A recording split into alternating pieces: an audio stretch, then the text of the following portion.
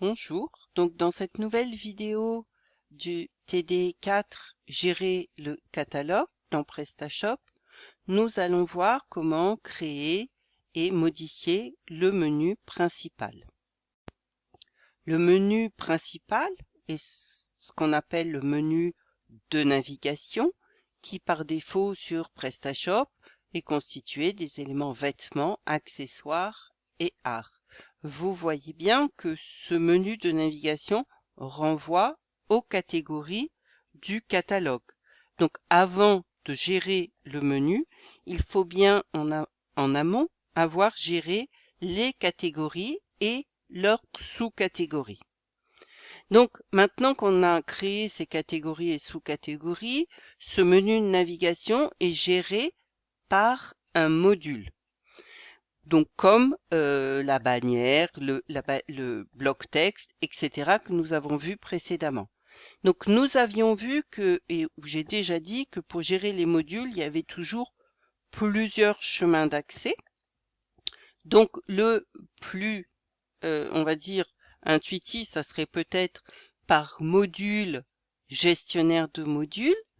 Et ici, on saisit module dans la barre de recherche, on valide et on se retrouve sur le module menu principal. Donc là, j'étais passé par le gestionnaire de modules. Je pourrais tout aussi bien passer par ici l'accès rapide. Et ici que je vois dans l'accès rapide, j'ai module installé.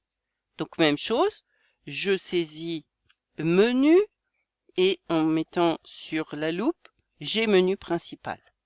Ce que nous, on a fait jusqu'à présent, donc le troisième accès possible pour aller au menu, est apparence, thème et logo, page de configuration, et ici, dans le menu, j'ai le menu principal que je veux configurer.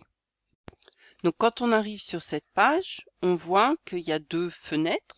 Une fenêtre éléments sélectionnés avec vêtements, accessoires et art qui correspondent à des catégories et qui étaient bien affichées dans mon menu principal. Et dans cette fenêtre, j'ai des éléments disponibles. C'est-à-dire que tous ces éléments, donc par exemple les pages, comme la page livraison, mention légale, ou la liste des fournisseurs, la liste des marques ou les catégories, ainsi que les produits, voire des liens, peuvent être ajoutés à ce menu. Donc, quand je reviens ici sur les éléments sélectionnés, quand je veux enlever un élément, je le sélectionne et je fais retirer. Donc maintenant, dans mon menu, je n'ai plus que vêtements et accessoires, mais je veux qu'il y ait bien évidemment les chaussures. Donc dans la rubrique catégorie, je choisis chaussures et je pense ici à l'ajouter.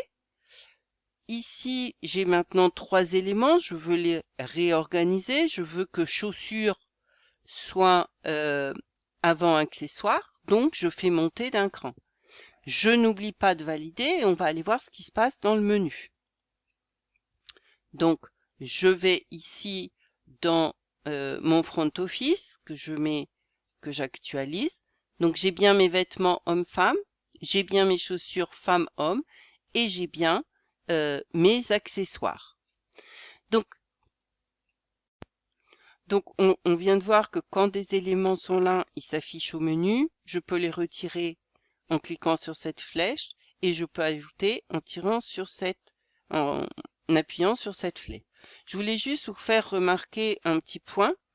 Quand je rajoute une sous-catégorie à un menu, elle va s'afficher automatiquement.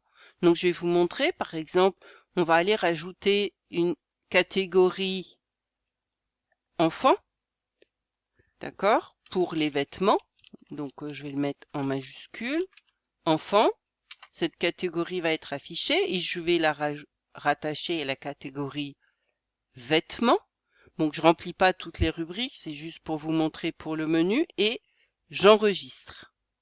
Donc maintenant, quand je vais aller sur mon menu vêtements, et que je réactualise ma page, j'ai bien les hommes, les femmes, les enfants, ou si je passe dessus, les hommes, les femmes, les enfants. D'accord? Donc, d'où l'importance de bien paramétrer ces catégories et sous-catégories.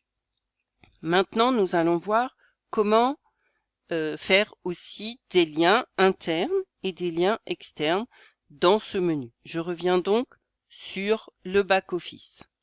Donc, je reviens sur le module menu. Donc, je fais exprès de passer par différents chemins pour que vous les intégriez bien. Et donc ici, je veux rajouter un lien externe, donc vers un guide détail. Donc ici, je vois que j'ai ajouté un nouveau lien. Donc, le libellé, je vais appeler ça guide détail.